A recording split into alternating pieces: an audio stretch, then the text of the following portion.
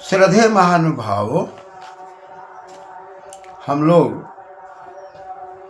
संस्कार के प्रसंग में विचार कर रहे थे। अन्नप्राशन संस्कार। वस्तुतः यदि हम विचार करें और वेद आदि शास्त्रों का अध्ययन करें, सर्वत्र अन्न की महिमा का वर्णन है। लेकिन अन्न का भक्षण हम दो प्रकार से करते हैं। एक उसके स्वरूप को बिगाड़ करके करते हैं और एक उसके स्वरूप को वर्तमान रख के करते हैं। जब हम स्वरूप को बिगाड़ते हैं तो रोगों का बुलावा देते हैं, और जब स्वरूप को नहीं बिगाड़ते, आयुर्वेदीय व्यवस्थानुसार अन्न का पान कैसे करें, किस अन्न के लिए किस प्रकार की व्यवस्था है, कफ पित्त वात तीनों को अन्न कब समन करता है, इसका ज्ञान परिज्ञान भाव प्रकाश निघंटु से करके हर अन्न के गुणों को जानकर, लक्षण को जानकर व्यवहार यदि करते हैं तो यही अन्न औषधि है, औषधि है। और जब हम इसके व्यवहार को नहीं जानकर मनमाना तरीके से जो आज व्यवस्थाएं दिखाई दे रही है, अन्न का जो प्रयोग सर्वत्र दिखाई पड़ता है, वो विकृत करके सही मात्रा में कब क्या प्रयोग है इसको न समझ के तब हम हानि की ओर जाते हैं। इसलिए जहाँ एक तरफ मंत्र हमें और आपको समझाता है, मंत्र से हम आहुति भी देते हैं और अपने विचारों को प्रकट करते हैं, और विचारों को प्रकट करने में अग्नि का हम लोग प्रज्वलन करते हैं और अग्नि को देवता मानते हैं। और देवता से तात्पर्य है दीपनादवा दानादवा द्योतनादवा, जो अपने जीवन को दीप्त कर लिया है, द्योतित कर लिया है, वह सब देव है। और भौतिक अग्नि के रूप में जिसके द्वारा हम लोग भोजन छाजन पाक क्रिया में प्रयोग करते हैं, इस अग्नि से शिक्षा लेकर संसार के अग्नि देवता को हम समझते हैं। माता पिता आचार्य बड़े बुजुर्ग जो सही संस्कार देते हैं वह सब देवता है, और यह अग्नि भौतिक देवता है। और सारे संसार की जो रक्षा करता है, सारे संसार को जो आगे ले जाता है, वह भी अग्नि देवता है, वो परमात्मा है।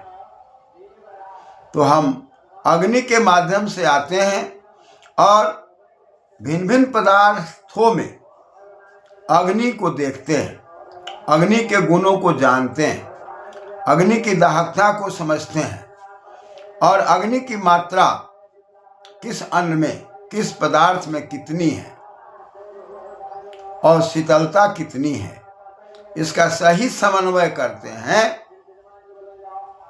तो इसके लिए हमको वेद आदि शास्त्रों का अवलोकन मानव मात्र को करना पड़ता है। हम शिक्षा तो लेते हैं, अर्थोपार्जन की शिक्षा लेते हैं, विद्योपार्जन की शिक्षा लेते हैं,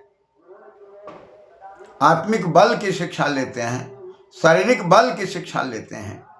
इन सारे शिक्षाओं का आधार वेद आदि शास्त्र है, जिसकी उपेक्षा करके मानव में मानवीय गुणों को नहीं लाया जा सकता। अतः ओम से हम सब परिचित हैं कि अवति ओम अभिरक्षण अर्थ में हम लोगों की जो रक्षा करता है, सारे संसार की जो रक्षा करता है, उस परम पिता परमात्मा का मुख नाम ओम है। इसलिए हम जब कभी भी आपस में बातचीत करते हैं, ओम का उच्चारण सरल सहज हमारी प्रवृत्ति में, हमारे स्वभाव में दिखाई पड़ता है।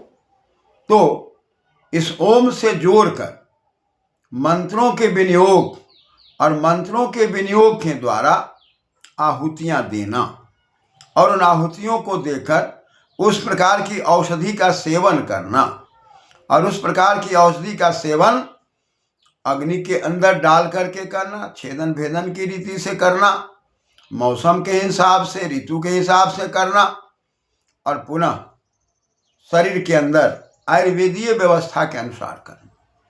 यही स्वस्थ रहने की कला वेद मंत्रों के अंदर है, जिस ओर हमें जाना है। मंत्र का उच्चारण करने में, गृहस्थ जीवन में जाने में, ये मंत्र के द्वारा दाम्पत्य सूत्र को बांधने में सबसे पहली बात कही जाती है कि गृहस्थ लाभकारी तभी है जब दाम्पत्य सूत्र में बंधने वाले एक दूसरे के साथ कंधे से कंधा मिलाकर के चलेंगे। और कंधे से कंधे मिलाकर चलते समय में इन मंत्रों का पाठ किया जाता है, और इन मंत्रों के पाठ से आहुतियां भी दी जाती हैं, विचारों को समझा भी जाता है, उस प्रकार की औषधि का प्रयोग भी किया जाता है।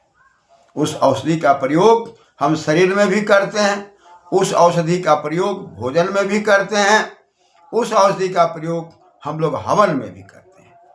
तो इस प्रकार के मंत्रों का विनियोग करना आवश्यक है। ओम भूर्भुवः स्वः अग्न आयुंसि पावसयासु ऊर्जमिषं चानः आरेबाधस्वादुच्छूणां स्वाहा इदम् अग्नये पवमानाय इदं नमः।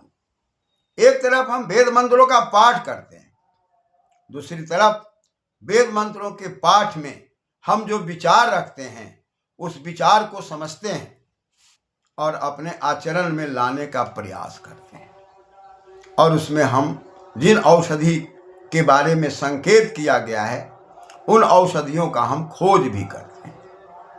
इस प्रकार से औषधियों के खोज करके और अन्न को औषधिमय सेवन करके हम अपने जीवन के तमाम दुर्गुणों को निकालकर स्वस्थ और आनंदित रहने की कला क्रमशः सीखते हुए अपने उत्तराधिकारी में भी भर देते हैं। परिणाम घर परिवार को सुरक्षित देखकर इहलोक और परलोक दोनों को हम संतुलित करते हैं। पहले तो इस मंत्र में परमात्मा के विशेषण पर बात कही गई है।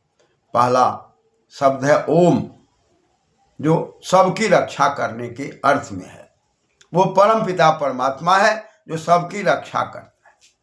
फिर उसका विशेषण है भूर्भुवः स्वः। भूर का मतलब प्राणों के प्राण, वह प्राणों का संचार करता है। हम प्राणायाम की कला करते हैं और प्राणायाम के द्वारा अपने जीवन को आगे बढ़ाने का प्रयास करते हैं, तो हम में वो प्रेरणा भरता है। भुआ हमारे दुखों को हरता है, हमारे शरीर के अंदर जो दुख है, परेशानियां हैं, वो कम होता है।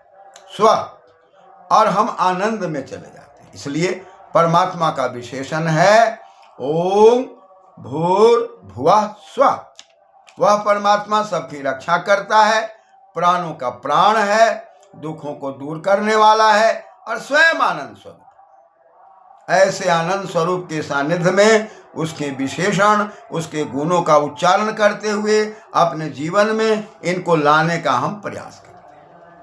और ऐसे परमपिता परमात्मा को हम अग्ना संबोधन में कहते हैं। अगिगतव है, संबोधन में कहते हैं हे अग्ना, हे अग्नि, हे अग्ने,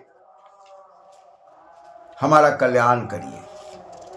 आप जहां एक तरफ ओम के अर्थ में हैं, वहीं सांसारिक भौतिक वातावरण में आप अग्नि के स्वरूप में हैं, माता पिता के स्वरूप में हैं, बड़े बुजुर्गों के स्वरूप में हैं, नाते रिश्तेदारों में जो शक्तियां हैं, जो सृजन की शक्तियां हैं, वह सब अग्नि की शक्तियां हैं, वो परम तत्व की शक्तियां हैं। उससे हम कहते हैं कि अग्ना पवस। आप कैसे हैं?